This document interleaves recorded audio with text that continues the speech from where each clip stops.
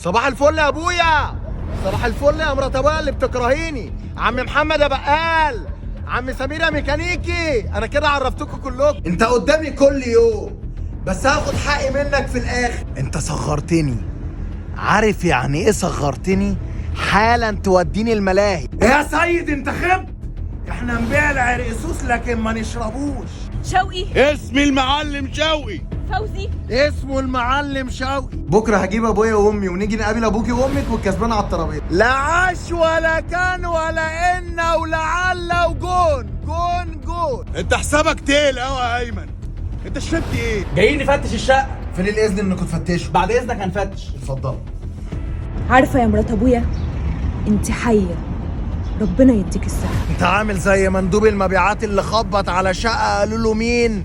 قال لهم معايا حاجه جديده نوفي. جني المصايب يغني العزيز عن اكل البيستاشيو. ده انا صابر عليك قوي. انت ولا بتجيب حاجه لاخواتك ولا لعيالك، ده انت مستخسر حتى تجيبها لبره. حقاني وبتساعد الغلابة، ليه ابوك مفضلك علينا؟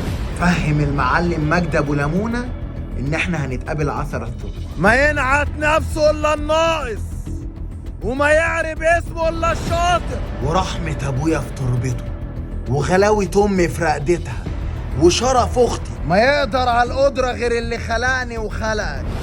العين بالعين والسن بالسن، وحق من جمعنا من غير ميعاد. انا كنت هقول ايه؟ اللي ما يصونش العيش والملح ما يصونش اي وجبه تانية. انا مش هعلي صوتي عليك عشان انا لسه حقنة ومش قادرة اتكلم. انا اللي عيني شافته ايدي جابته، واللي ايدي جابته رجلي دسته. واللي رجلك دسيته.